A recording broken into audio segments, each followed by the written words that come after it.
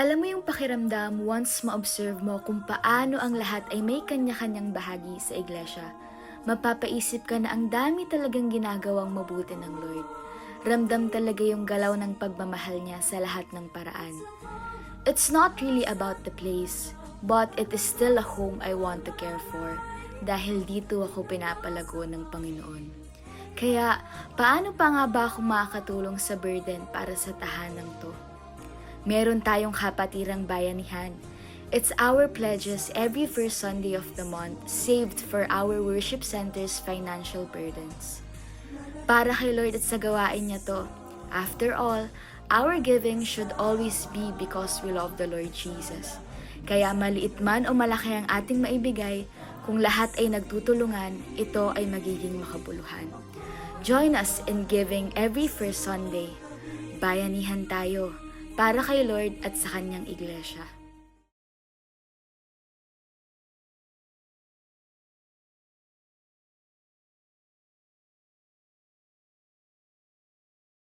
A blessed morning, church, people of God.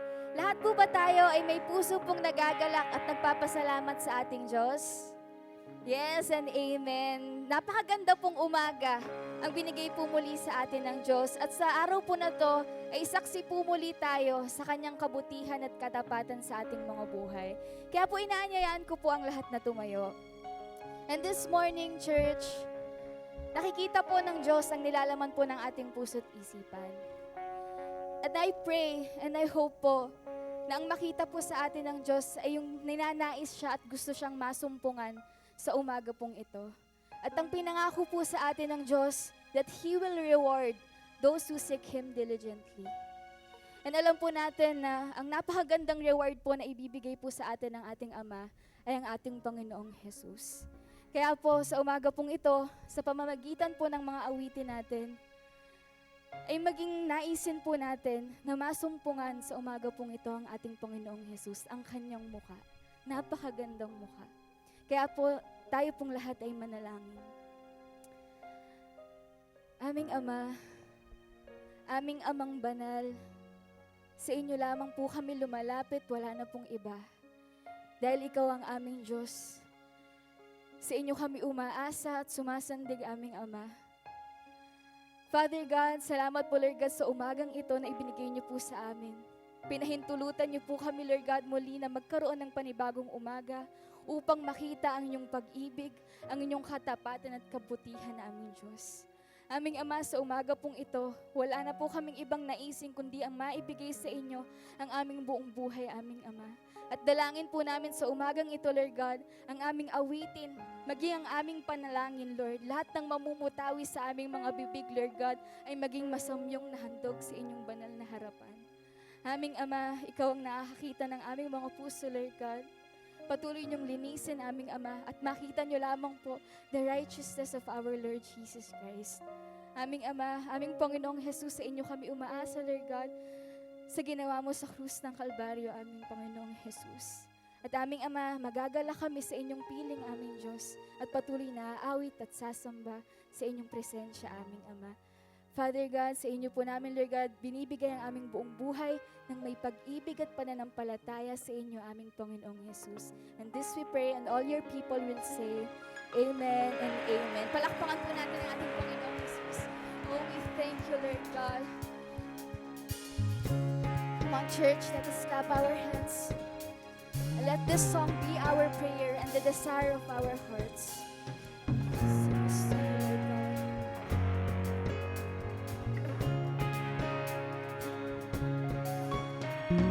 Open the eyes of my heart, Lord. Open the eyes of my heart. I want to see you. I want to see you. Let's sing this, church. Open the eyes of my heart, Lord. Open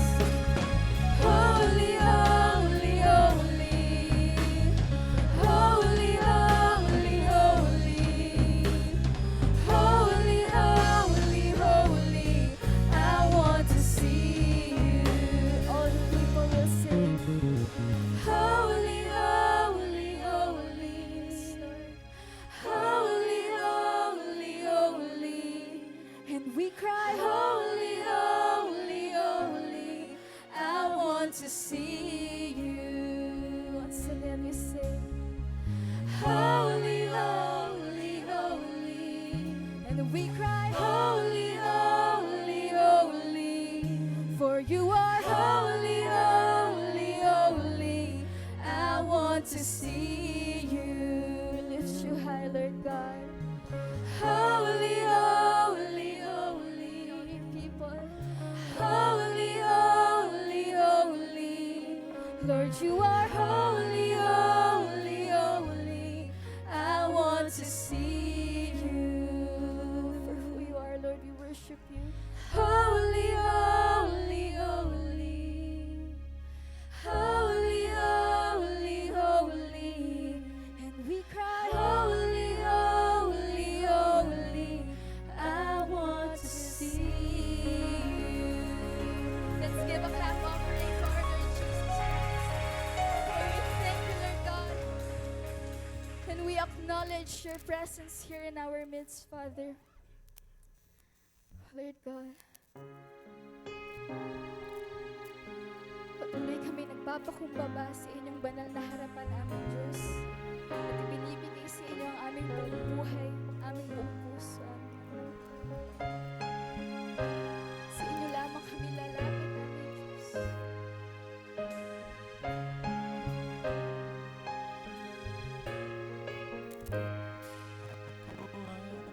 Lalapit sa iyong harapan, puso ko'y luluhod sa iyong kabanalan. Kahit hindi man ako karapat-dapat, Ngunit sa biyaya, tubo mong nilaan. oh Jesus, ako ay lalapit Sa iyong harapan, puso ko'y luluhod sa iyong kabanalan. kahit hindi man ako karapat-dapat, ngunit sa biyaya, dugo mong nilaan. Oh Jesus, ako'y lalapit, mag-aalay ng pagpupuri sa iyo. Ako'y aawit, itataas ang aking tinig sa iyo. Ako'y mananahan sa piling mo. Ikaw lamang aming mananahan sa aming Panginoong Jesus.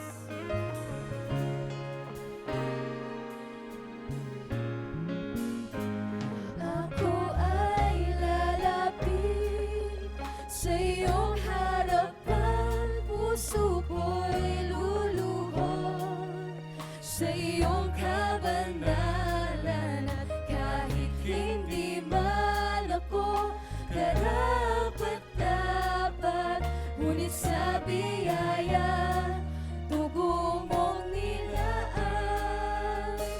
Oh Jesus, ako ay lalapit sa iyong harapan, puso ko'y luluhod sa iyong kabanalan. At kahit hindi man ako karapat-dapat, ngunit sa biyaya,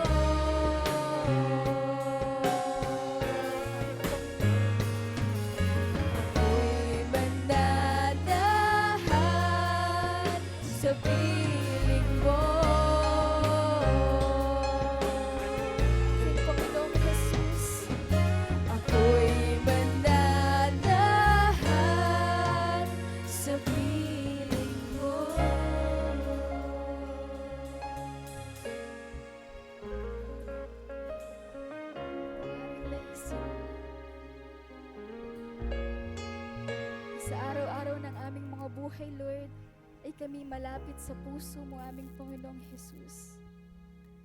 Ang makita ang iyong kaluwalhatian at ang iyong kabanalan. Nang sa gayo'y patuloy kami mamangha sa kung sino ka, aming Diyos Ama. Worship you, Lord God, and we exalt your holy, holy, holy name in our midst, Lord.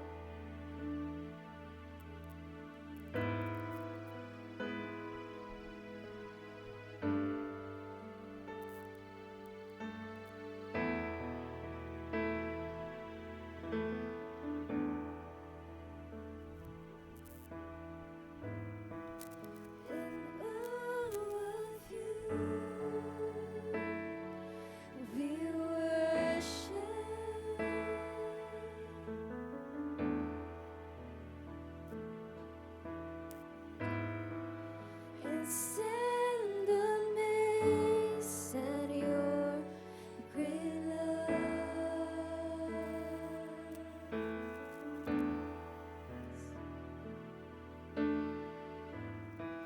We're changed from glory to glory.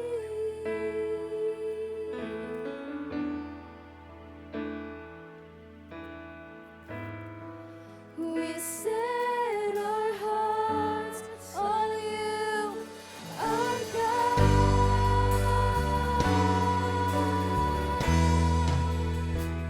Now your presence fills this place. Be exalted in our praise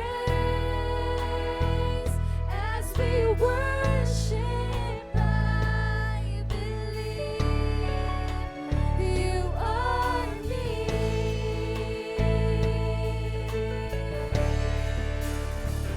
Now your presence fills this place.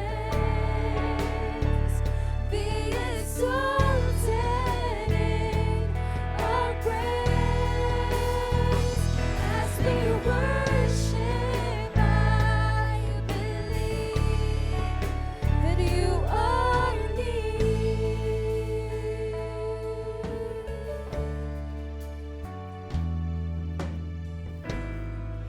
In all of you, we worship.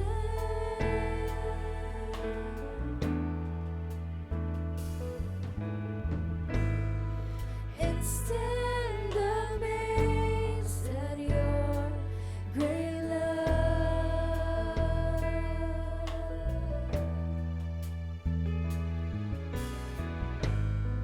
We're changed from glory to glory.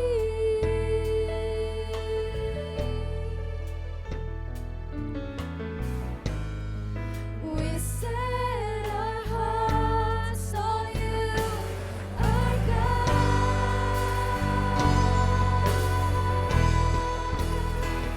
Now your presence fills this place.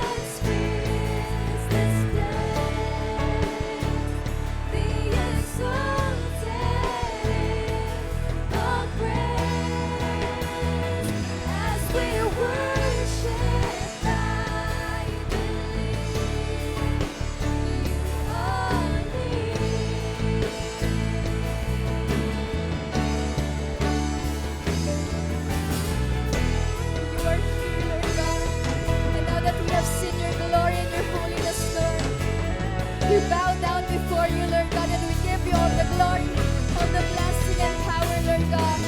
Blessing and honor and glory and power forever, forever. Blessing and honor and glory and power forever, forever. You sing to our Lord Jesus Christ.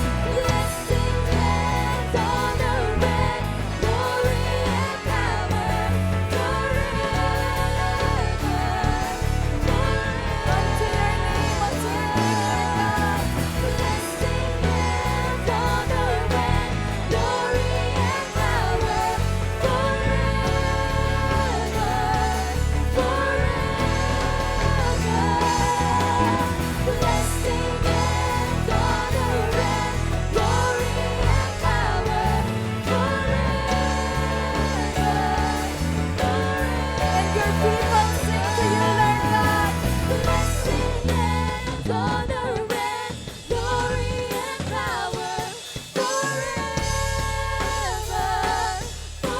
Be forever. exalted, Jesus Christ. Blessing and honor and glory and power forever,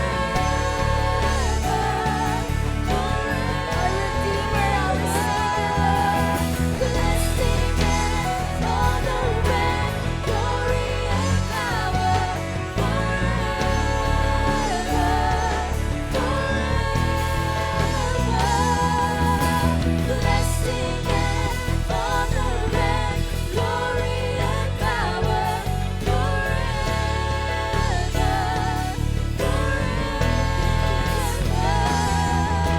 blessing and honor and glory and power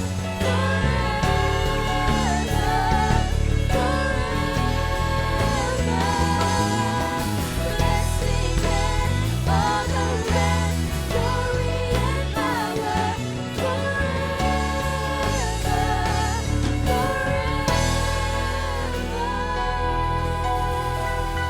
we glorify your name, Lord Jesus.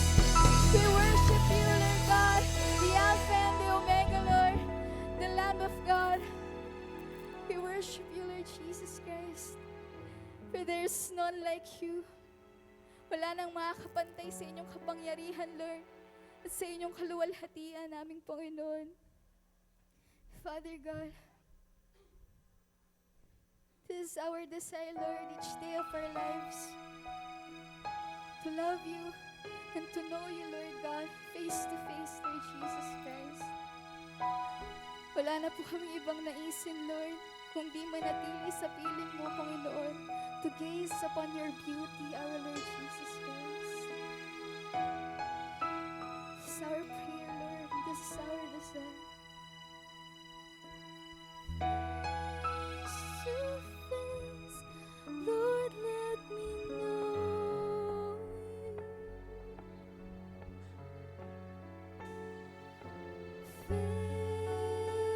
Face to face, Lord, let me see.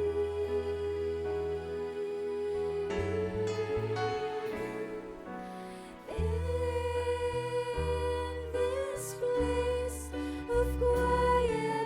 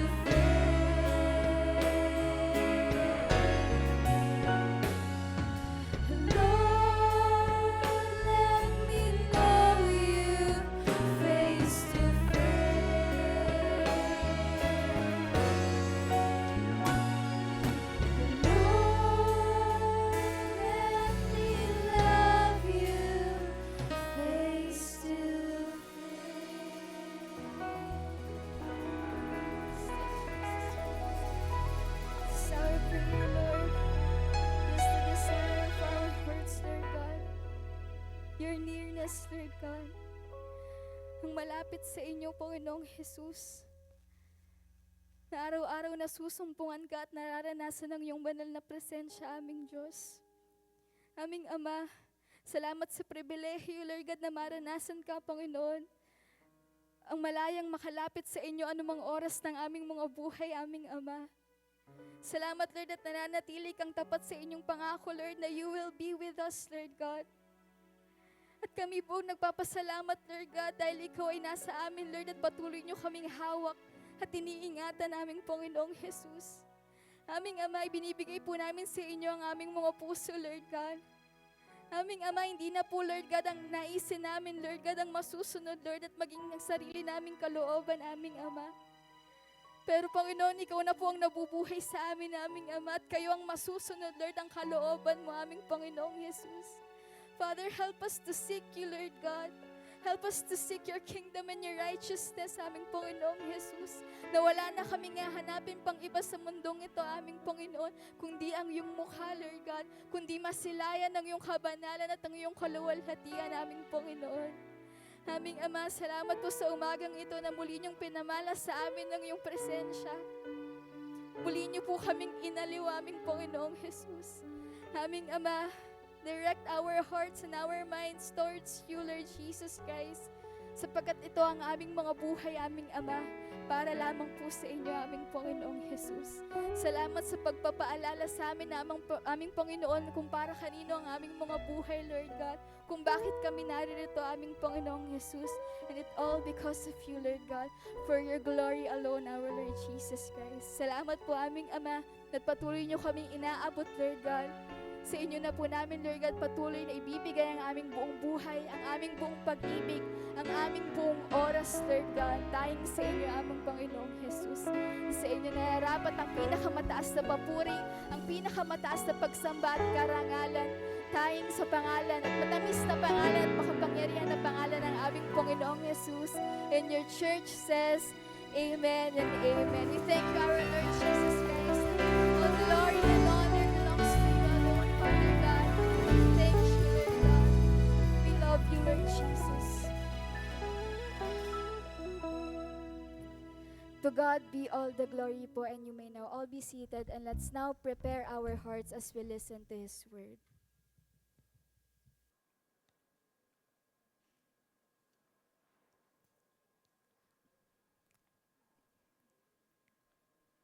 Good morning po sa inyo lahat.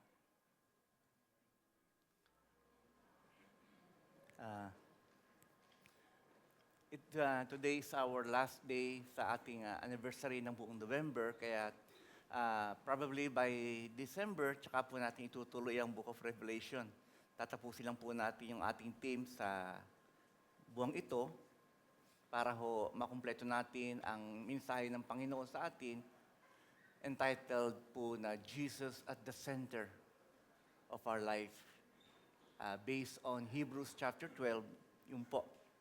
Ngayong umaga naman ay, dahil tinakil po natin ang Jesus the center of our life, then we have tackled last Sunday, run with endurance, the race that is set before us. Yung po yung tahaking nilatag ng Diyos sa atin ay ating pong matapos. Sabi nga ni Pablo, I finished the race, I have kept the faith.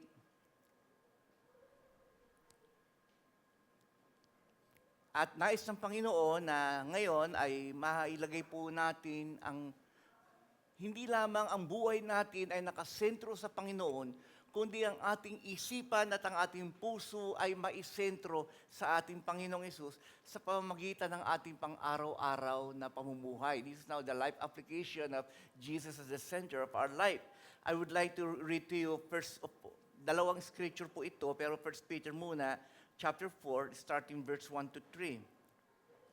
The Bible says, "Since therefore Christ suffered in the flesh." 1 Peter chapter 4, verse 1 to 3. "Since therefore Christ suffered in the flesh," ito po ay binibigay ang anyong pagkatao ni Kristo. Kasi sa Book of Revelation, ipinapakita po ang anyong Diyos ni Jesu Kristo. the deity of Christ bilang Diyos. Ito ho, bilang tao. Tao ho tayo, kaya tinuturuan tayo ng Panginoon. Sabi po ron, arm yourselves with the same way of thinking. So pag-iisip naman, ang ginagalaw dito ng Espiritu Santo na yung ating pag-iisip ay maging kawangis ng pag-iisip ni Kristo Jesus. For whoever has suffered in the flesh has ceased from sin, so as to live for the rest of the time in the flesh, no longer for human passion, but for the will of God. Verse 3, the time that is past suffices for doing what the Gentiles want to do, living in sensuality, passions, drunkenness, orgies, drinking parties, and lawless idolatry. Now, the attitude of God in our life, it is how we deal with God. Kaya ito ay, sabi ho ni Pedro, ay magkaroon tayo ng parehong kaisipan ni Kristo sa ating pagkakatawang, sa ating anyong tao dahil si Jesus ay nagkatawang tao. Ang gagayahin natin ay ang katawang tao ni Jesus. And then let's go to our text. In our text is Philippians chapter 2 verses 1 to 11. Nabasahin ko na po para mamaya sunod-sunod na lang po. Hihimay-himayin na lang po natin ng diretso. In the book of Philippians chapter 2, remember, sa 1 Peter chapter 4, the same way of thinking or Christ-minded. Sa Philippians chapter 2, iba naman po dito. I'm going to read to you, basahin ko na lang po sa inyo sa NASB, para mas makuha po natin ang pinakamalapit na original text sa Greek word. Sabi ho rito, okay, Philippians chapter 2, verse 1 to 11. If therefore there is any encouragement, by the way, yung verse 1 po ay nagsimula na naman po sa salitang therefore. Kasi yung chapter 1, ipinakita po ron, I am crucified with Christ. It is no longer I who live, but Christ lives in me. Ang tanong, paano tayo mamamatay sa sarili at mabubuhay kay Kristo? Kaya nga, ito yung pinagagawa sa atin. You want to live for Christ? Live in Christ? Ayan. If therefore, there is any encouragement in Christ, if there is any consolation of love, if there is any fellowship of the Spirit, if any affections and compassion, make my joy complete by being of the same mind. Ayan, binanggit na naman yung same mind. Pareho sila ni Pedro. Magkaroon nawa tayo ng kaparehong pag-iisip ni Kristo. Ito, same mind sa isa't isa as a church. Maintaining the same love, united in spirit, intent in one purpose. Panatilihin po ang iisang pag-ibig ng Diyos. Verse 3, do nothing from selfishness or empty conceit, but with humility of mind, let each one of you regard one another as more important than himself. Do not merely look out for your own personal interest, but also for the interest of others.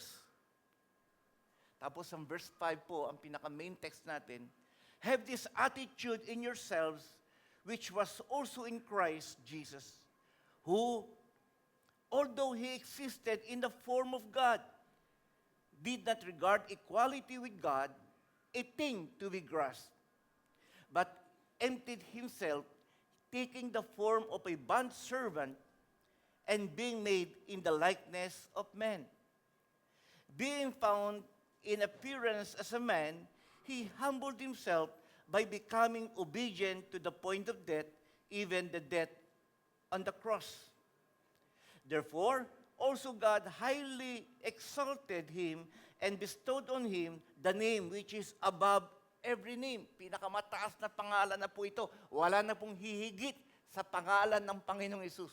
Hindi ko alam ng mga tao, nag-iimbento pa ng ibang pangalan. Ito na nga ho, sabi ng Bible. above every name. That at the name of Jesus, every knee should bow of those who are in heaven, on earth, and under the earth.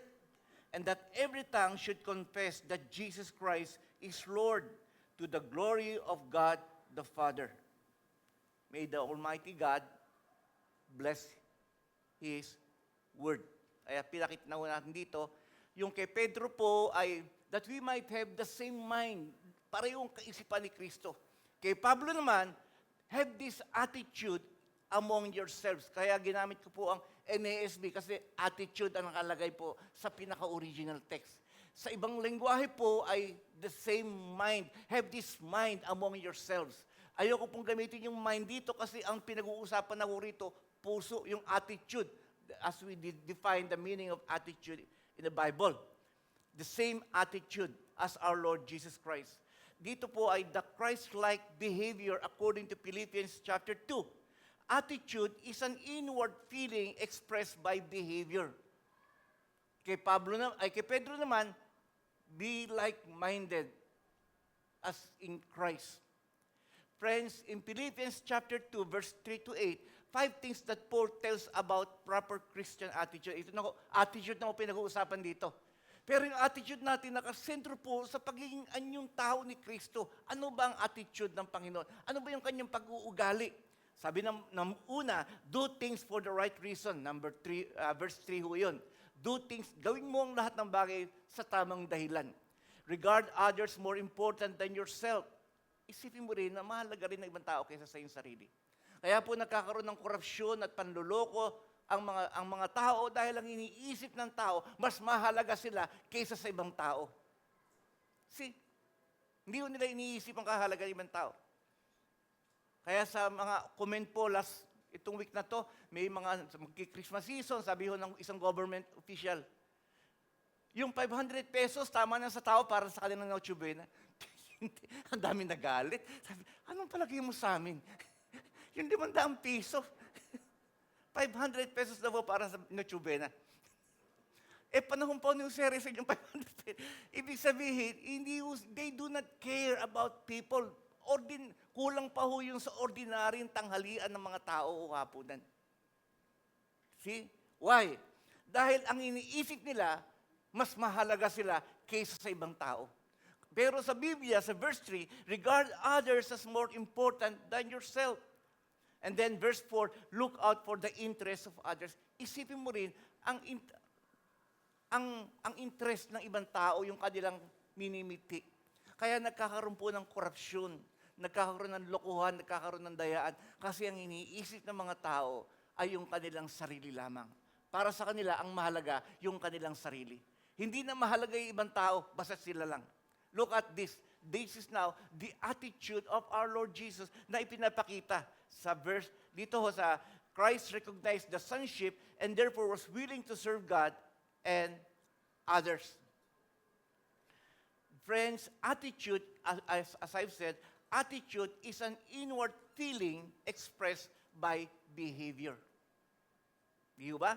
Kaya kay Pedro, having the same mind as Christ, magkaroon tayo ng iisang kaisipan tulad ng kay Kristo. Tapos pinakita ni Pedro kung ano yung pag-iisip ng Panginoon. Hindi katulad ng isip ng sanlibutan. Tapos pagdating kay Pablo naman, have this attitude in you which was also in Christ.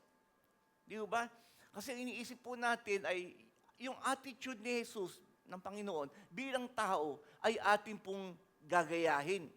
Kasi ano ho tayo yung bang hindi po tayo makasarili. Dahil ang Panginoong Hesus noong nagkataon tao, hindi po siya naging makasarili. Yun ang problema ho ng mga tao, nagiging makasarili. Di ho ba? Look at our country.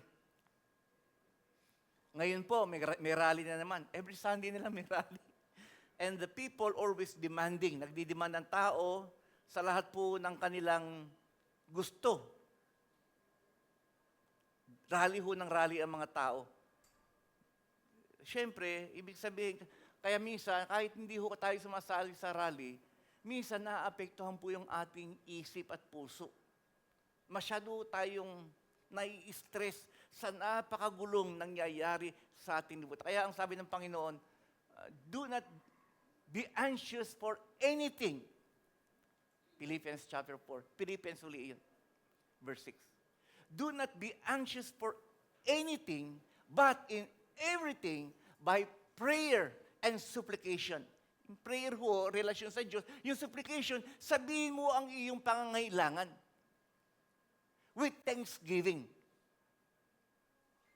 Tapos sasagutan Diyos. Then, the peace of God, which transcends, na nakauunawa ng lahat, everything shall guard our hearts and our minds in our Lord Jesus. Yun po ang katugunan ng Diyos sa ating panalangin. Huwag nating alalahanin ang ating problema. Manalangin ka lang sa Diyos. Diyos na ang bahala. At sabi ng Biblia, kapag nananalangin tayo, iisa lagi ang sagot ng Diyos. Ang sagot ng Diyos Ama ay laging si Yesu Cristo. Jesus, He will lead your mind and your heart unto our Lord Jesus Christ. Hindi, Lord, ang hinihingi ko pera, hindi sa Jesus. Hindi ho, yun na nga ho yun. Because Jesus Christ is everything in our life. Siya po ang lahat. Siya ang ating pagkain, siya ang ating pananampalataya, siya ang ating buhay, siya ang ating everything. Ang sagot ng Diyos sa lahat ng ating panalangin ay si Yesu Cristo. Remember that. Kasi minsan nananalangin tayo sa Diyos, iba yung ating ina-expect na sasagot ng Diyos. Ina-expect natin, bibigyan tayo ng pera, pabibigyan tayo ng etc. And so on and so forth. Friends, but the Bible clearly says, all God's answer to our prayers is always in Jesus Christ. In do not be anxious for anything, but in everything by prayer and supplication. With thanksgiving. Sabi ho ron. Sabihin natin sa Panginoon. And then the peace of God, which transcends all understanding, will guard your heart and your mind in Christ. Dadaling ka ng Ama sa kanyang bugtong na anak na si Jesus.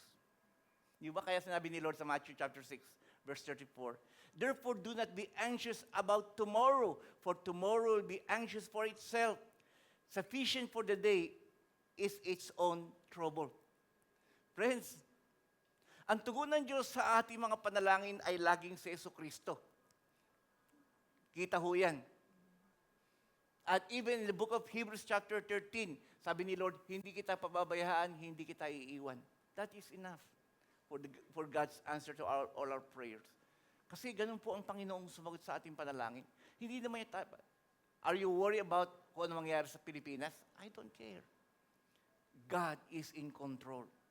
As I've said before, ang Diyos po ang naglalagay ng Pangulo, ang Diyos ang nag-aalis ng Pangulo. That's all. Kung alisin ng Lord ang Pangulo, si Lord yun. Pag manatili, si Lord pa rin yun. Wala tayong dapat alalahanin. Because everything is under the hands of God. Kasi ho, pag inalala pa ho natin yung hindi natin problema, doon ho tayo nalalagot. Doon tayo nagkakasakit. Doon tayo nagkaka-stress. Sa halip na ipagkatiwala. Di ba? Ipagkatiwala natin sa Panginoon ang lahat ng bagay. Kasi sabi nga ng Bible, minasa ko sa inyo, lahat ng problema natin na pinahihintulutan ng Diyos ay pang-araw-araw lamang. Yung problema ho bukas, huwag nating poproblemahin ngayon. Di ba? Yun binasa ko sa inyo Matthew 6:34. Do not be anxious about tomorrow, for tomorrow will be anxious for itself. Sufficient for the day is its own trouble. Diyos na po yun. Kaya bawat araw, even in the book of Lamentation, the steadfast love of the Lord never ceases. His mercies never comes to an end. They are new every morning. Every day, bago ng bago po ito. Ang ibinibigay ng Panginoon. Hindi tayo pinabayaan ng ating Panginoon. Yun po Kaya lang minsan, kaya ho tayo namang problema, pati yung problema ho bukas sa isang linggo, pinoproblema na natin ngayon. Kaya ibang tao, naku, paano yan? May ka ng problema. Wala kaming handa sa Pasko. Pasko pa yun, ba't yung problema? Yung problemahin mo yung ngayon lang. Pag pinoblema mo yung Pasko, laki ng problema mo talaga. Hindi na ho yung sinasagot ng Diyos. Ang sinasagot ng Diyos, yung problema mo lang ngayon. Kaya sa Bible po, sinasabi ng, even in the book of Exodus, remember, chapter 16, pag binigyan sila ng tinapay, sabi ng Panginoon, ang kunin nyo lang tinapay ay yung sapat para sa inyo sa araw na ito. Kuha ho sila, umulan ng mana, kuha ho sila ng kuha ng mga mana. Yung iba, nagtago. Hindi, tago tayo para bukas. Napanis yung tinapay. Kasi sabi ni Lord, sabi ko sa inyo, yung kainin nyo lang, yung kunin nyo, yung sapat para sa inyo sa buong maghapon. Pero pati sa isang linggo, pinoroblema na ninyo. Kaya nag-imbak ko sila ng maraming tinapay. Napanis, inuod. Diba? Ganun po eh. Ang mga Hudyo po kasi, mga reklamador ho sila. Lagi nilang iniisip ang future problem instead of the present problem. Even the Lord Jesus Christ taught us in prayer. Remember that our Father, give us this day our daily bread. This day. Hindi sinabi, bigyan mo kami ng pagkain sa loob ng isang buwan. Hindi, this day. Why? Because every day we should pray. Araw-araw tayong nananalangin. Every day we read the Bible. Every day we pray. We worship God. Di ho ba? Ang mga Hudyo no, reklamador. Kaya itong mga tao nagrarally, murmuring ho yan. Nagre-reklamo sila sa Diyos. Kaya sabi ko sa inyo ang Pilipino ho, kung ang Pilipino salbahe, bibigyan ng Diyos ng salbaheng Pangulo. Kung ang mga Pilipino mabait, maka-Diyos, bibigyan niya tayo ng mabait na Pangulo. Everything, friends, is in the hands of God. Look at the Israelite during the Old Testament. Inalipin sila ng Israel, nagreklamo sila. Inalipin sila ng Ehipto, nagreklamo sila. Pinadalan sila ng Panginoon ng leader si Moses, nagreklamo pa rin sila. Pinapunta sila sa promised land, nagutom, nagreklamo sila dahil wala raw silang pagkain. Binigyan sila ng tinapay galing sa langit. Pagkatapos ng ilang buwan, nagsawa sila sa tinapay. Nagreklamo na naman. Puro na lang tinapay. Tinapay ng tinapay. Sawan-sawan na kami sa tinapay. Binigyan sila ng Panginoon ng karne. Ng pugo. Karne naman. Pagkatapos po sa ilang, nagreklamo na naman. Kailangan nila ng tubig. Nauuho kami, tubig. Tubig. Kaya nga si Moses, uminit na ulo ni Moses. Si Moses hindi nakapagpigil, hinampas po yung bato sa halip na kausapin lang. Kasi sabi ni Moses, kayo talaga, puro na lang kayo reklamo ng reklamo ng reklamo. Hindi na kayo marunong magpasalamat sa Diyos. Friends, yan ang ugali ng Pilipinas. Reklamo ng reklamo sa Diyos. Kaya ang Panginoon, tinuturuan po tayo.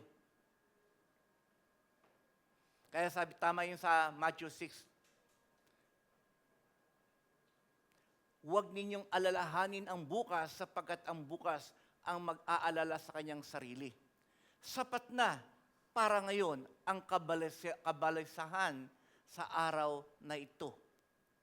Murmuring ho ang tawag doon. Kaya ayaw ni Lord na tayo po ay nagre-reklamo. Instead, let us give thanks. Friends, this is the attitude of our Lord Jesus. Learning how to give thanks in everything. Huwag ho kayo mag-worry kung sino ang politics. Do not be anxious. Basta't ipag-pray natin kay Lord. How do we pray for our leaders? How do we pray for our nation, for our countrymen? Ako, pinagpipray ko ang ating Pangulo sa Panginoon, makakilala sa Diyos. Buksan niyo nawa, Panginoon, ang kanyang isipan. Naway makakilala siya sa inyo. Silang lahat. Hindi lamang ang Pangulo. Sana'y matuto silang sumumpalataya sa totoong Hesukristo na ating tagapagligtas. That is our prayer. Hindi yung alisin kagad. Number 1, to enlighten. Pero si Lord doon bahala kung alisin niya o hindi. Basta ako, hindi na nga ako, ayoko na nga manood ng mga bad news kasi pinagkatiwala ko na kay Lord. Diba? Ang dami yung chismis dyan. Huwag po natin problemahin ang ating bayan. Basta't sumunod lang tayo sa Panginoon. Yung po yung ibig sabihin. Now let's go to the attitude application na gusto pong sabihin dito ng Panginoon. Sa Philippians chapter 2, have this attitude in you which was also in Christ. Di ba? Our attitude can turn our problems into blessings or our blessing or turn our blessing into problem. Kaya ito, lahat tayo may problema. Ang problema lang, hindi natin alam kung paano natin ito haharapin. Kung ano ang gagawin natin sa problema. Kaya dito, tinuturo ng Panginoon ang 3 puntos rito. Sa Philippians, Jesus had an attitude. Meron po siyang ugali, attitude. Dinipain ko sa inyo kanina. Na dapat, nasa atin din po yung attitude na ito. Di ba? Basahin nga natin ulit. Have this attitude in you in the book of Philippians 2:5. Have this attitude in yourselves, which was also in Christ Jesus, who although he existed in the form of God, did not regard equality with God a thing to be grasped. Kapantay niya ang Diyos Ama,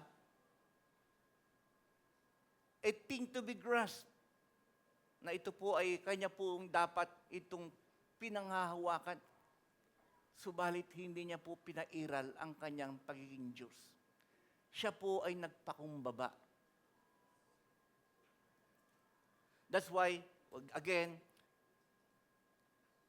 sa Philippians, the Lord wants us to have the attitude of our Lord Jesus Christ. Para po yung ating problema ay maging blessing as in our Lord Jesus Christ. Jesus had an attitude. Number 1, didefine ko lang sa inyo yung 3 ito. Very short. Jesus had an attitude. What is that attitude? Although he existed in the form of God, bagamat siya'y Diyos, nasaan yung Diyos? Hindi niya inalintana ang pagiging kapantayan ng Diyos. Sabi ng Bible puro, hindi pa natapos, a thing to be grasped na dapat ay pinanghawakan niya. Pero hindi. Kundi siya po ay nagpakumbaba. Jesus had an attitude, ang attitude po ni Lord na gustong ipasa sa atin, you know what? Humility, pagpapakumbaba. Ito yung pag-uugali. Hindi niya po pinairal ang kanyang karapatan bilang Diyos. Kundi pinairal niya ang kalooban ng Diyos sa halip na ang kanyang karapatan. That's why Jesus had an attitude. Some saw it as an attitude problem sa mga ibang tao. Pero ang Panginoon po, gusto niya matuto tayo dito. Ulitin ko Have this attitude in yourself, which was also in Christ Jesus, who although he existed in the form of God, ito yung ginagamit ng mga kulto, tumitigil sila, he existed in the form, nasaan yung Diyos? Pero hindi pa tapos yun, ituloy natin. In the form of God, and did not regard equality with God, nakalagay doon, a thing to be grasped. But he emptied himself. By the way, yung empty rito, yung kenosis, hindi po ito yung hinubad. I would like to enlighten you about this scripture. Kasi ano ho ito Major doctrine po ito. Sa ibang church, ang sabi nila, hinubad daw ni Jesus ang kanyang pagiging Diyos. Wala hong nakalagay sa Biblia na hinuhubad ng Panginoon ang kanyang pagiging Diyos. Yung he emptied himself dito ay hindi po hinubad. Ang ibig sabihin dito, hindi niya pinairal ang kanyang pagiging Diyos. That's why us, among Christian, ang perspective natin sa Lord Jesus Christ ay taong totoo at Diyos na totoo. Pero yung kanyang pagiging Diyos, hindi niya pinairal, pero Diyos pa rin siya. Kaya dito, ang pinapaliwanag ng Philippians chapter 2 ay ang kanyang pagiging tao, ang kanyang attitude. Kaya anyong tao namamatay, nasusugatan, nasasaktan, nagugutom, nauuhaw, namamatay. Anyong tao yun. Pero on the other hand, Diyos din siya. Because only God can save human being. Hindi tao ang maaaring magligtas. Kaya luang mo siya nagkatawang tao dahil ang dugo ang kabayaran ng ating kasalanan. Isang dugo ng tao dahil tao ang liligtas, dapat ang dugo ay banal at malinis. Dahil ang Diyos walang dugo. Because God is Spirit. Kaya nagkatawang tao ang Panginoong Hesus. Remember in the Old Testament? Without the shedding of blood, there is no remission of sin. Kinakailangan mayroong dugong dalisay. Lahat ng dugo ng tao makasalanan. Paano yun? Hindi, kawawa tayo, wala magliligtas sa atin. Kaya ang ginawa ng Panginoong Sus, wala siyang dugo, siya po yung salita ng Diyos na lumikha ng langit at lupa. Nagkatawang tao siya para magkaroon siya ng dugo. At yung dugong yun, pamumuhay niya mula bata hanggang malaki, dapat wala siyang kasalanan. At nagtagumpay ang Panginoon sa edad na 32 o 33. Hindi siya nagkasala na minsan. At yung dugong yun ay qualified para tubusin ang mga tao sa lahat ng ating kasalanan. Dahil ang dugo lamang ni Jesus, according to the book of Hebrews, ang dugo lang ng Panginoong Jesus, ang banal. Kaya qualified po siya as a Savior. Yun ang hindi naintindihan ng mga tao. Kaya iba ang baba ng tingin sa Panginoon. Oops, sabi ko, excuse me. Ang Panginoong Jesus, yes, nagkatawang tao, pero Diyos din siyang totoo. Dual ho siya. At wala siyang hinubad. Ibang church nga sabi, hinubad niya ang kanya. Wala akong makitang hinubad. Nagkamali sila ng interpretation. Kaya yung sa kanila, yung He emptied Himself, akala nila hinubad. Hindi ho. Kasi ang context ho nun, dadiretsuhin natin have this attitude in yourself which was also in Christ Jesus, who, although He existed in the form of God, did not regard equality with God a thing to be grasped, but emptied Himself, taking the form of a bond servant. May kinuha pa nga siya. Yung kinuha niya at sinuot niya, yung anyo ng isang tao. Hindi sa ibang Bible ho, servant. Pero sa original po, bond servant. Iba ho yung bond servant sa servant. Yung servant, lingkod ka, pero bayaran ka. Utusan. Yung bond servant, hindi ka bayaran. Ikaw ay naglilingkod ng walang bayad. Alipin talaga. A bond servant. And being made in the likeness of men, and being found in appearance as a man, He humbled Himself by becoming obedient to the point of death, even death on the cross. Ito na ho yung gusto ng Panginoon sa Jesus sa atin as Christian.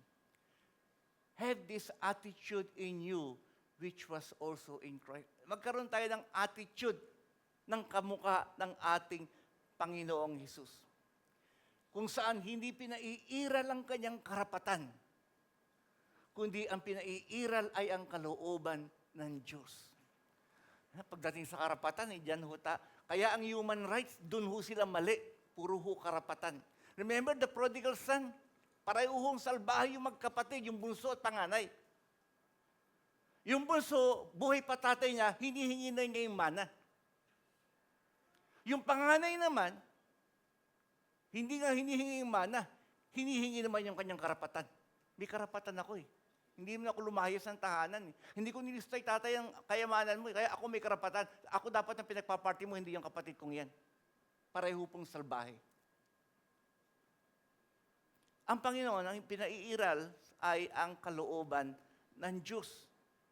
Yun po yung una. Have this attitude in you, which was also in Christ. Friends, in other words, gusto ni Lord, lahat tayo ay maging katulad niya in humility. Pagpapakumbaba. Humility. Hindi po kinukuha ang karapatan. Ang nais natin ay masunod ang kalooban ng Diyos. It is not right. Kaya ang gulo-gulo ng bansa, puro human rights ng human rights. Grabe to. Ang human rights may gamit, pero hindi ho lahat. Kasi ang kabaligtaran sa Bible ng human rights ay sacrifice. Kaya wala nang taong gusto mag-sacrifice. Puro na lang human rights. Karapatan. Karapatan namin yan, karapatan ko yan, Wala nang gusto mag-sacrifice. Wala nang gusto maging bayani. Lahat na lang kinukuha ang kanilang karapatan. But Jesus Christ, bagamat siya ay may karapatan, hindi niya kinukuha ang kanyang karapatan maging Diyos, kapantay ng Diyos Ama. Hindi niya pinairal ang kanyang pagiging Diyos. Kundi naging tapat siya hanggang mamatay. Nagginawa niya ang kalooban ng Diyos na magbayad ng ating mga kasalanan. Number 1, that is attitude. We should have the attitude of Christ. Number 2, Jesus had an aptitude. Ano naman yung aptitude?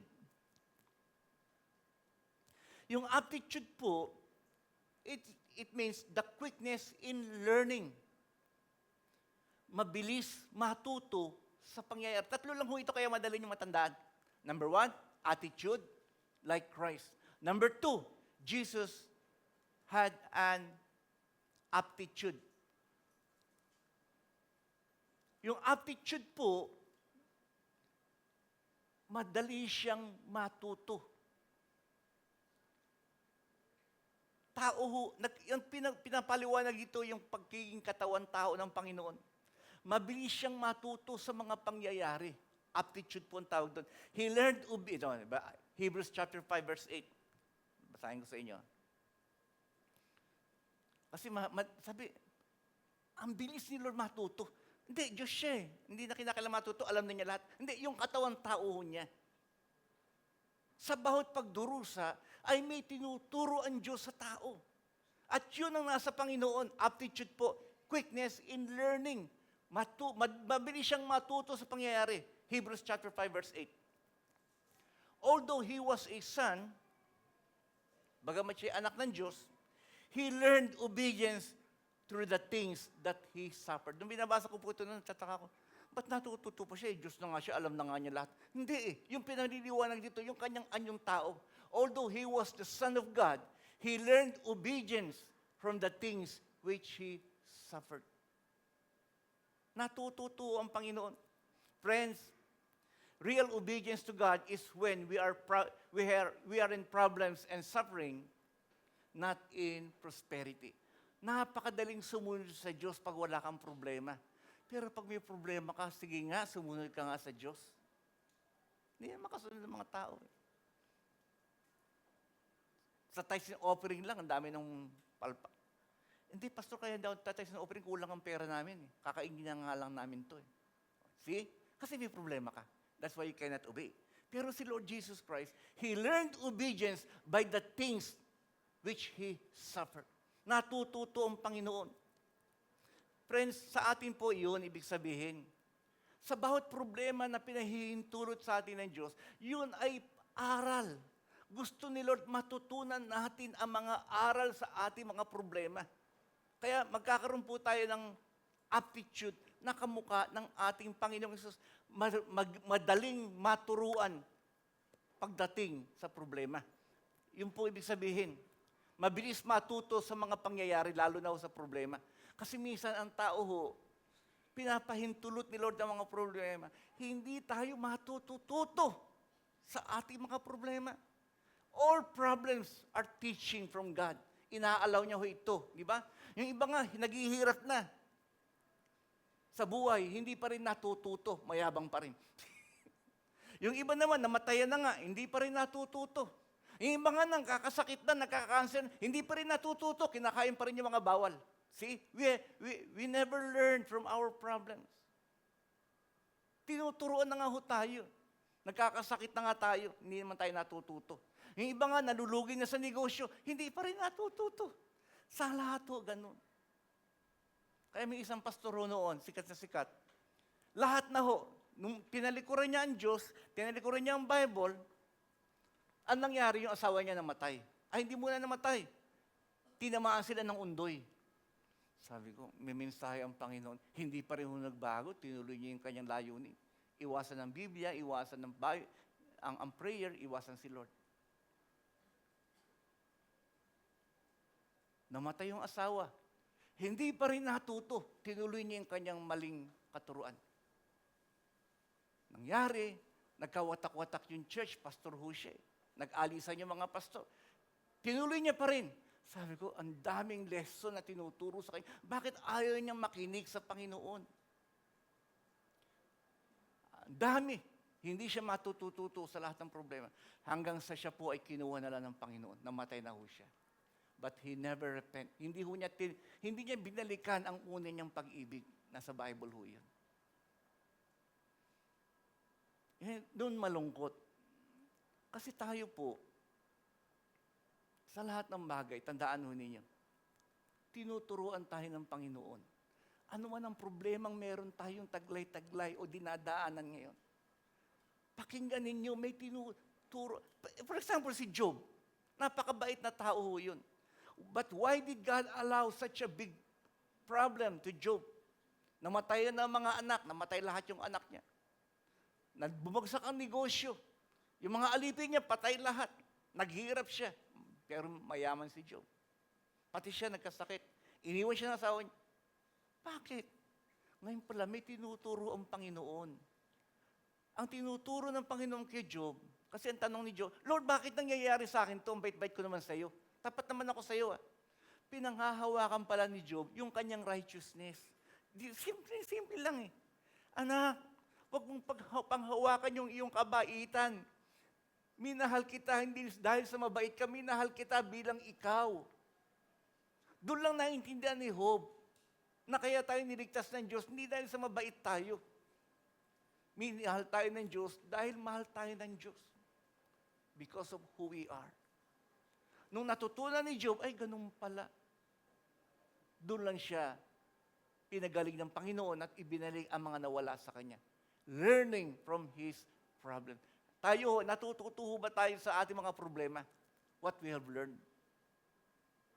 Even Saint Paul, alam mo yan, torn in the flesh. Hindi inaalis ni Lord ang tinik sa laman hanggat hindi natututunan ni Pablo na ang buhay natin ay pawang biyaya at grasya lamang ng Diyos. Hindi dahil sa ating sarili. Di ba? Even our Lord Jesus' prayer in Gethsemane, remember in Matthew chapter 26? Nagpe-pray ang Panginoon. Hirap na hirap po siya. Alam niyo, mamatay siya sa krus ng Kalbaryo. Hindi ho yung kamatayan ng kinakatakot ng Panginoon. Ang masakit sa kanya, mawawalay siya sa pinakamamahal niyang Diyos Ama. Father, if it be possible, remove this cup from me. Alisin niyo na lang. Nevertheless, yun na yung will ni Lord. Not my will, but yours be done. That is the attitude of our Lord Jesus Christ. Natututong sumunod sa pamamagitan ng mga problema. Mabilis matuto sa mga problemang nangyayari. Friends, sana tayo ganun din. Sana lahat ng problema natin pinagdadaanan, sana natututo tayo. Kasi kung hindi tayo matututo sa mga problema pinagdadaanan natin, dadaanan uli natin yan. Uulitin lang natin yan. Because God's message to us is, change your life. Learn from your mistakes. Matuto ka sa iyong mga pagkakamali, sa iyong mga kasalanan. At doon tayo lumalago. Di ba? That's why God allows problems so that we might learn. Katulad ni Job, katulad ni Saint Paul. Hindi yung paulit-ulit yung problema, pero wala tayong natututunan. Ginawa mo na yan eh. Di ba kaya yung mga unbeliever, look at them. Kalalabas lang sa bilangguan. Nagnakaw na naman, balik na naman sa bilangguan. Pinalaya, nagnakaw na naman, balik, labas-pasok sa bilangguan. They do not learn from their mistakes. Why? Because they are not Christians. But we as Christians, we must learn from our mistakes. Bakit yung sakit ko, Pastor, pabalik-balik? Hindi ka kasi natututo. Bakit yung problema ko paulit-ulit? Hindi ka nga natututo. Dahil yung problema natin ay pinahintulot ng Diyos upang turuan tayo, baguhin ang ating buhay. That is an attitude. The Bible says, ulitin ko, although he was a son of God, he learned. Remember this, parang minsan, natututo ba? Yung kanyang anyong tao, he learned obedience. From what? From the things which he suffered. Sa kanyang pagdurusa, doon siya natututo. Kung hindi tayo magdudusa, hindi tayo matututo. Ang dami ho nating problema pinagdadaanan. Kaya dapat natututunan ho natin to. That's why God allows problem. Even in our driving, sa ating pagmamaneho. Minsan pinapahintulot ni Lord na nababangga tayo. Kasi may tinuturo si Lord, anak, ingat ka lang. Minsan ako, ganun din na. Minsan, careless din po ako. Nagpe-pray na lang ako, Lord, patawarin niyo po ako. Hindi ako nag-iingat sa pagmamaneho. Patawarin niyo po ako. Ayoko na pong ulitin. Learn.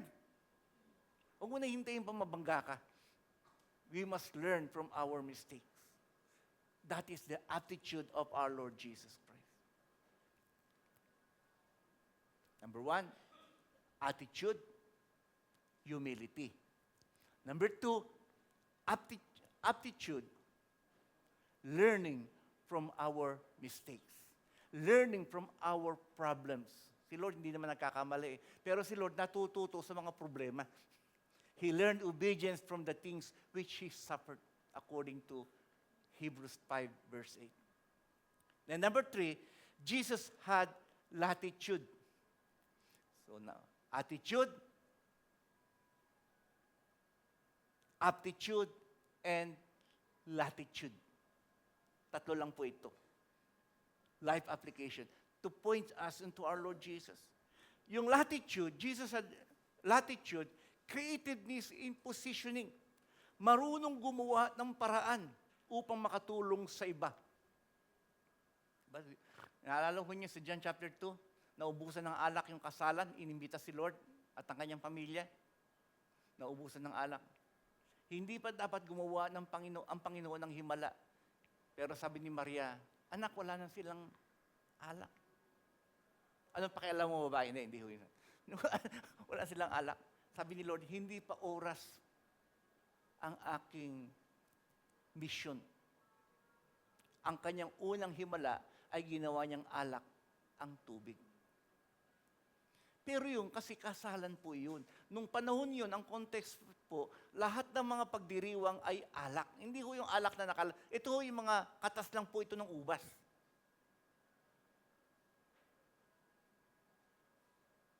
Nakakita siya ng 6 na tapayan na walang laman, punuin ito ng tubig.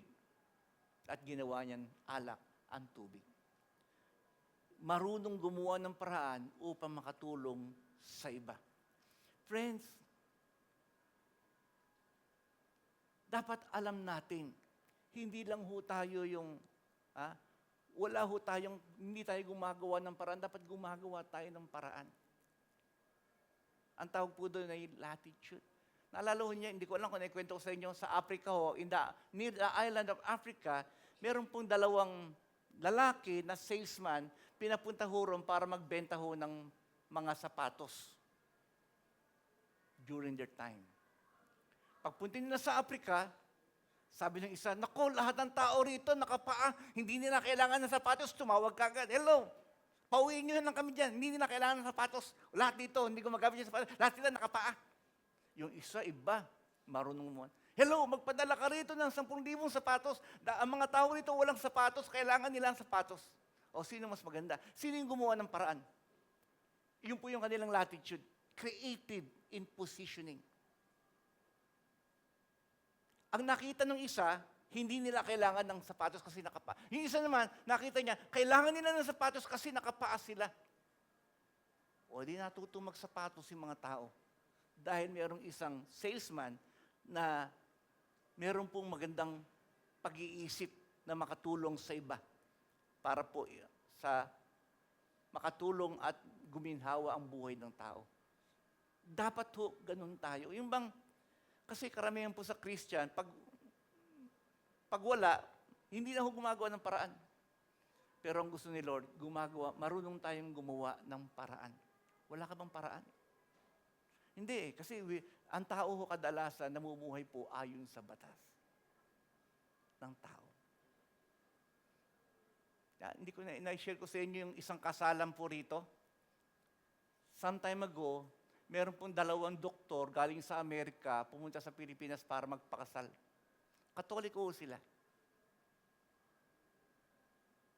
Kakasal, mayaman ho, doktor galing pa sa Amerika. Kakasal sila sa Manila Cathedral. Mahal ang bayad, nag-deposit na ho sila. Nung hapon yun, Sabado, Umaga pa lang ay pumunta ho sila ron para ayusin ang simbahan, lagyan ng dekorasyon. Nung nakita ho ng pari yung kanilang marriage certificate, license, ay marriage contract, ay hindi pa kayo pwedeng ikasal kasi ngayon ang patakaran, pag na-release yung marriage contract mo, dapat palalampasin mo pa ito ng 24 hours.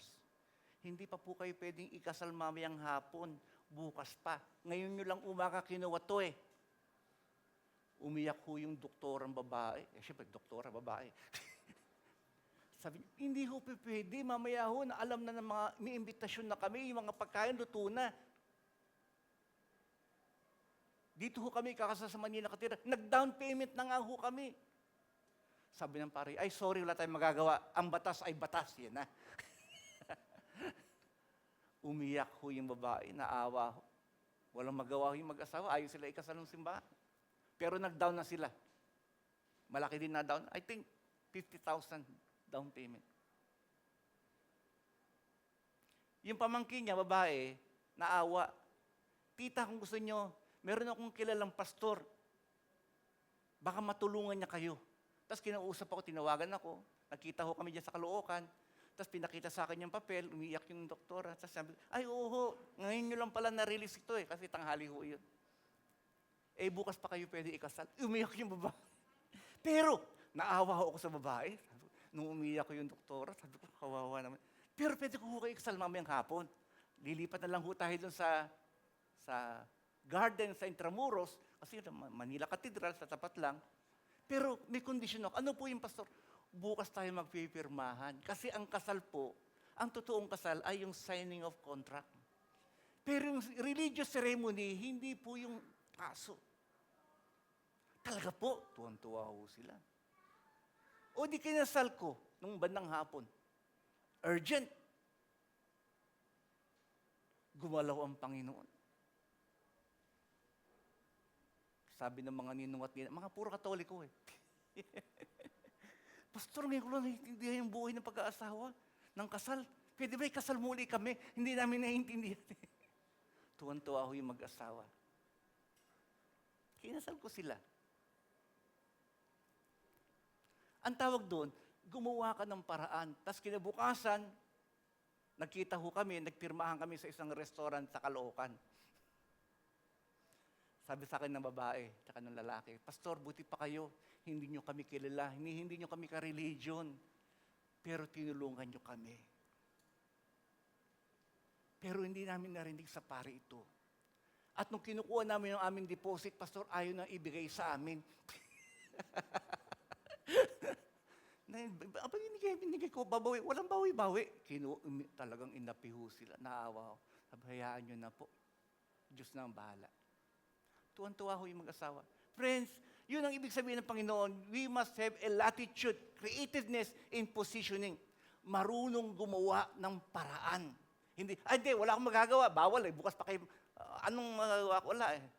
Pero hindi ko siya. Ako ho kasi, nung sinasabi ko ho yun, naalala ko yung John chapter 2. Nung sinabi ng Panginoong Jesus kay Maria, babae, hindi pa panahon para gumawa ako ng himala. Pero gumawa siya ng himala. Kasi si Lord, naawa doon sa ikakasal. Sa kinakasal pala. Mauubusan na sila ng alak. Malalanta sila sa malaking kahihiyan. No? Panahon yun, ang kasal ho kasi sa Israel ay umaabot po ng 7 araw, 1 week.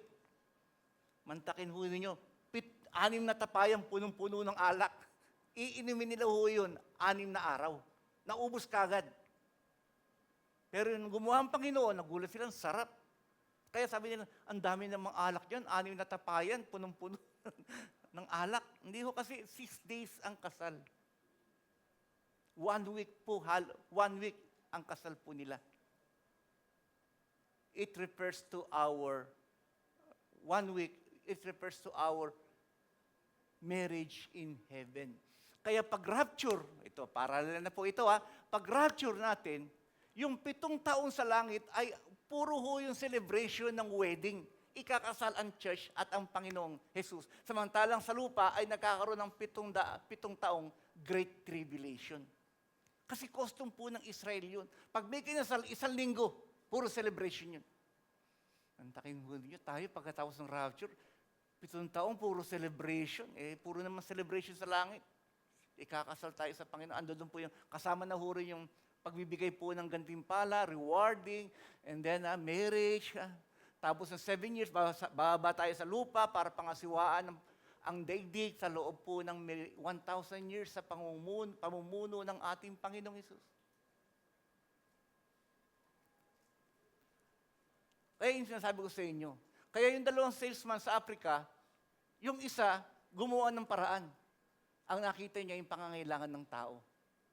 Umorder ng maraming sapatos. Yung isa, hindi niya nakikita yung pangangailangan ng tao. Hindi, talagang nakapaa sila, hindi sila gumagamit ng sapatos. Di turuan mo matuto magsapatos.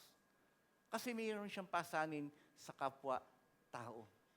Though Jesus walked in the land of Galilee, He was always changing the landscape into the kingdom of God. Friends, ito po ang gusto ng Panginoon eh.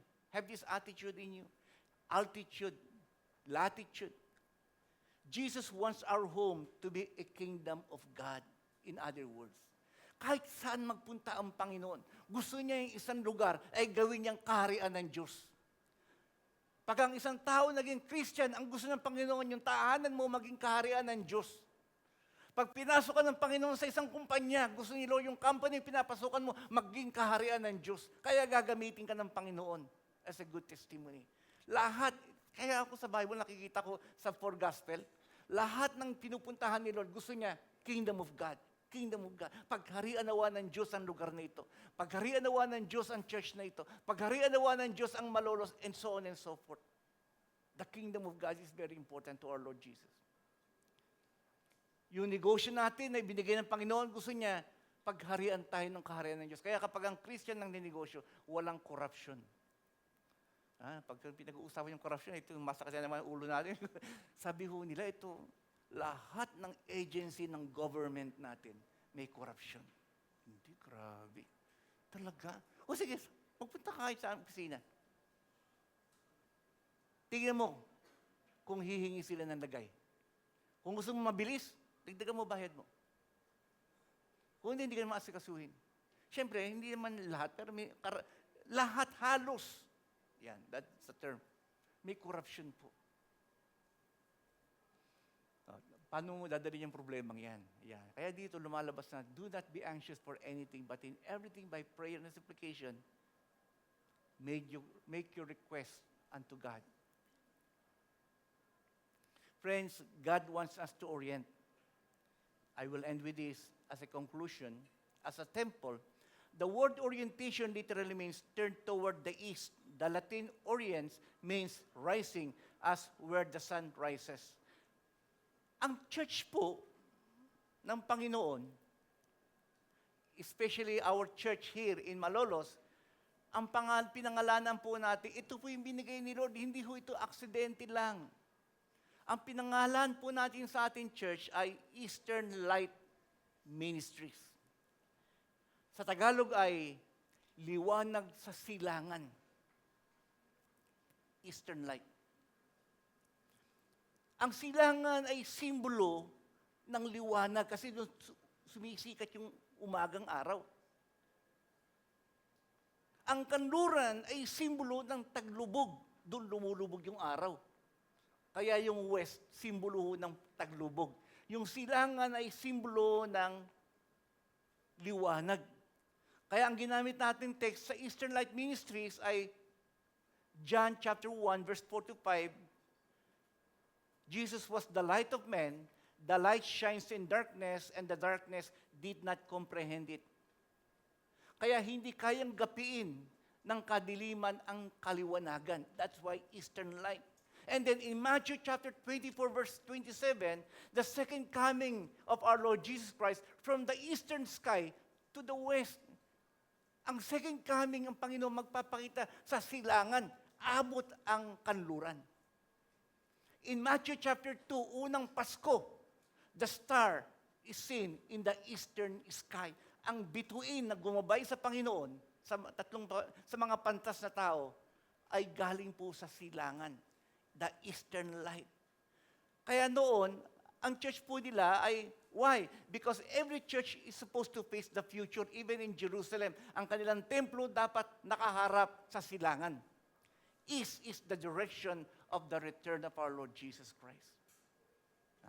Kompas pa lang ho yun. Bakit lagi? Because the church orients us toward Christ. Ang church po, nakatuon sa ating Panginoon. Kaya lahat po nakatingin sa East. Kaya yung pangalan natin, hindi ho pansin, Eastern Light Ministries. Ano yung Eastern? Pastor, kinausap, bakit yung title? Hindi ko alam, yung binigay ni Lord. Ang dami namin nilagay na pangalan. Ito lang ang lumusot. Lord, something, may ibig kayong sabihin. Eastern Light. Ng Eastern Light ay church ng Panginoon kung saan magmumula ang liwanag ng Panginoon.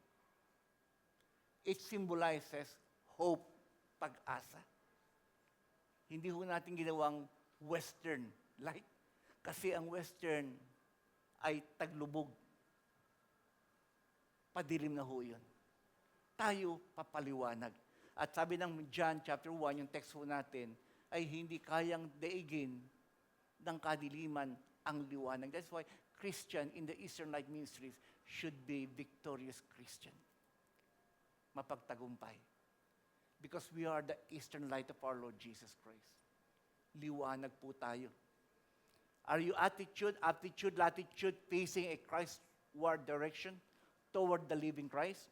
Kaya Christ-centered pa rin ho. Pangahalan pa lang, Eastern Light, Christ-centered na ho tayo. Nakatuon tayo sa ating Panginoon. Friends, I would like to, para ibuo ko na lang sa inyo, have this attitude in you which was also in Christ, humility. Number 2, have this attitude in you which was also in Christ, mabilis matuto sa mga problemang dumarating sa kanyang buhay. I pray to God that we might learn from our mistakes, from our problems. Ano natututunan natin sa ating mga problema? Have you learned something? Ano yung mga problema natin? Sakit ka, nagkasakit ka, ano natutunan mo? Wala. Nagkasakit ka, may tinuturo si Lord. We must be a learner. Student tayo ng Panginoon. Remember the meaning of discipleship? It is the intimate relationship between the master and the student. That's why God allows problem in order for us to teach His ways, that we might learn from our suffering, just like our Lord Jesus Christ. He learned obedience from the things that He suffered. Hebrews chapter 5 verse 8. He learned. Si Lord na po ito. Pero natututo siya sa kanyang mga pagdurusa, sa kanyang pagiging anyong tao. Kaya minsan yung Christian, kaya minsan napapahamak, hindi ho tayo natututo. Anong natutunan mo sa iyong sakit? Anong natutunan mo sa iyong pagbabankrupt na iyong negosyo? Anong natututunan mo sa pag-aaway, paghihiwalay niyo mag-asawa? We have learned a lot of things. Kaya sabi ko, Lord, napakabait niyo. Lagi niyo na lang kami tinuturuan. Kaya pag may nagproblema, Lord, anong gusto po ninyong matutunan ko sa problemang ito? Have you learned something? Mabilis ba tayo matuto katulad ng Panginoon? And number 3, His latitude, which was also in Christ, marunong gumawa ng paraan sa mga problema upang makatulong sa iba. Looking unto Jesus, the author and finisher of our faith. Friends, ibigay natin ang ating buhay sa Panginoon. Living in Christ. Love with Christ-likeness. Attitude. Ito po yung paghahayag ng ating ugali. Lahat ng Christian dapat marunong magpakumbaba. Yung humility rito ay hindi po yung nagpapakumbaba po ako, hindi ho nakayo ko. Yung humility rito, ibig sabihin, hindi ho pinaiiral yung ating kagustuhan. Ang pinaiiral ay ang kagustuhan ng Diyos. Kaya yung chapter 1 po, I am crucified with Christ. It is no longer I who live, but Christ who lives in me. Galatians. And also in Philippians. Madaling, humility tapos madaling matuto, and then he learned obedience, and then latitude, creative, marunong gumawa ng paraan. Friends, even in this church, we had a lot of problem. Hindi lang namin sinasabi sa inyo minsan. Pero I know that the Lord will guide us, will provide us for all our needs. Ito ho, galing ho tayo sa isang lugar na ang tagal ho natin sa Carmen's. Nagtiyaga ho tayo ron. Pero may tinuturo si Lord sa atin eh. Have we learned? Friends, napakasarap tawaging mga disciple tayo ni Lord. But once you become a disciple of our Lord Jesus Christ, we must be a learner. Learner. Mga tuto. Di ba sabi ng Panginoon, come unto me, all of you who are heavy laden, I will give you rest. Mga tuto kayo sa akin, sapagkat ako ay maamo at may mababang kalooban. Learn from me. Tinuturuan mo tayo ni Lord. And I pray to God that all of our problems, we might learn something out of it. Natuto tayo. Yung mag-asawa, laging away ng away. Paulit-ulit, ano natututunan mo ron? Mahalin mo ang iyong asawa. Diba? Ganun lang ang buhay.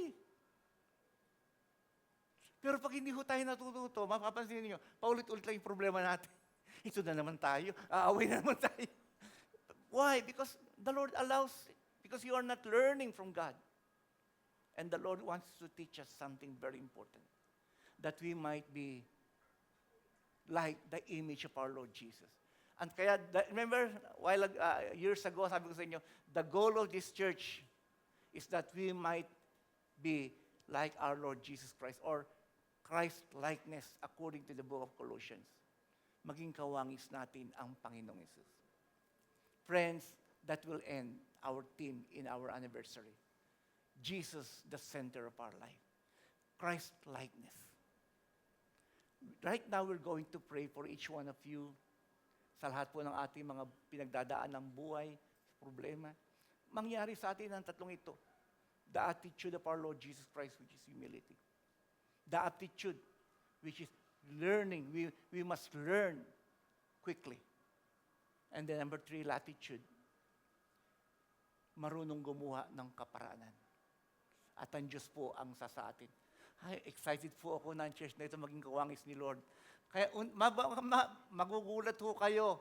Pag siniryoso po natin yung salita ng Diyos, yung ugali po natin, magbabago po yan dahan-dahan. Magliliwanag po kayong tulad ng Panginoong Yesus. Kaya yung rapture hinihintay natin kasi gusto ni Lord, mas perfect, maayos ang church, ang isasama niya sa church. O unti-untiin tayo ni Lord, ayusin ang ating buhay. Let us all please bow down in prayer.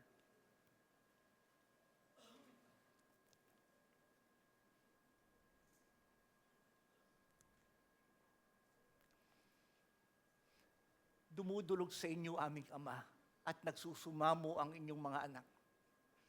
Naniniwala kami, Ama, sa lahat ng inyong sinasabi at sa lahat ng inyong ginagawa at gagawin pa po sa amin.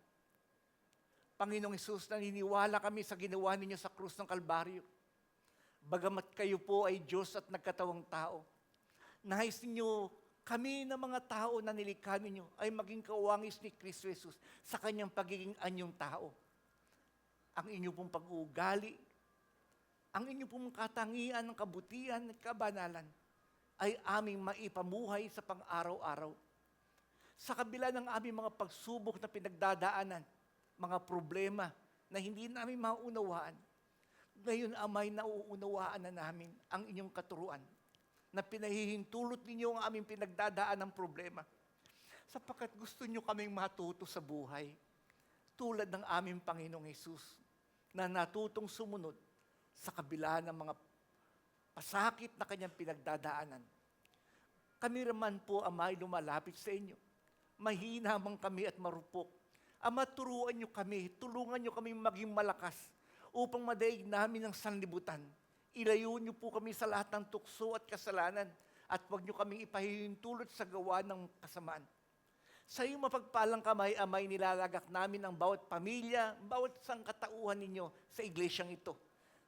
Tinagurian nyo kaming Eastern Light, Panginoon, kung saan kami gagamitin nyo bilang liwanag sa silangan na nagbibigay pag-asa sa aming bayan at sa aming mga pamilya. Pinangangatawan na namin, Amang, panawagan nyo ito sa church na ito. Tulungan nyo kami, Panginoon, na magtagumpay gaya ng aming Panginoong Hesus. Ama, ingatan niyo ang mga anak ninyo sa kabila ng mga pagsubok at problema.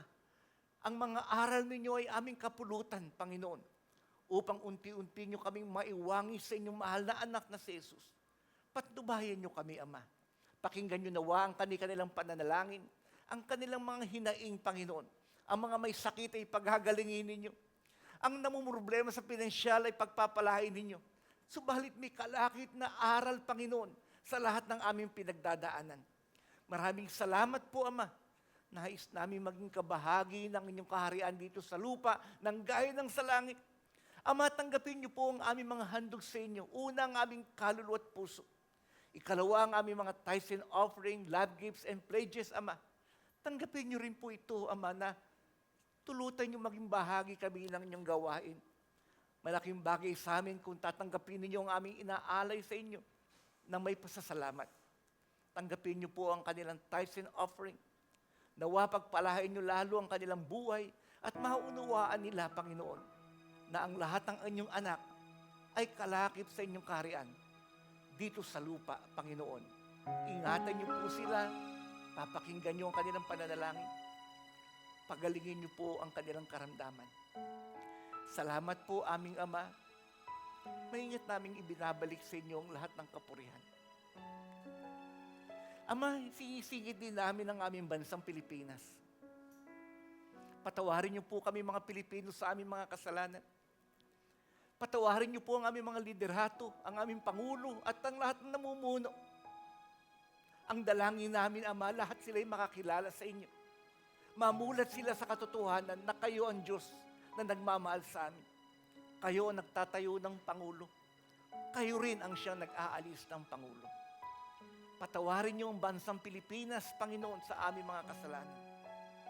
Tulungan niyo po kami, Panginoon, maging alulod ng inyong liwanag bilang mga Eastern Light members ng iglesyang ito. Maliit man kami, subalit, Panginoon, maging puwing kami sa sanlibutan upang makita nila ang kaninningan ng Panginoong Jesus. Salamat po. Maingat namin ibinabalik sa inyo lahat ng papuri. Pagpalain niyo sila. Kalingain at basbasan ng bawat isa sa pangalan ng Ama, ng Anak at ng Espiritu Santo. Ito po ang aming dalangin ng may pasasalamat. Ang lahat po yung sabi ng Amen and Amen.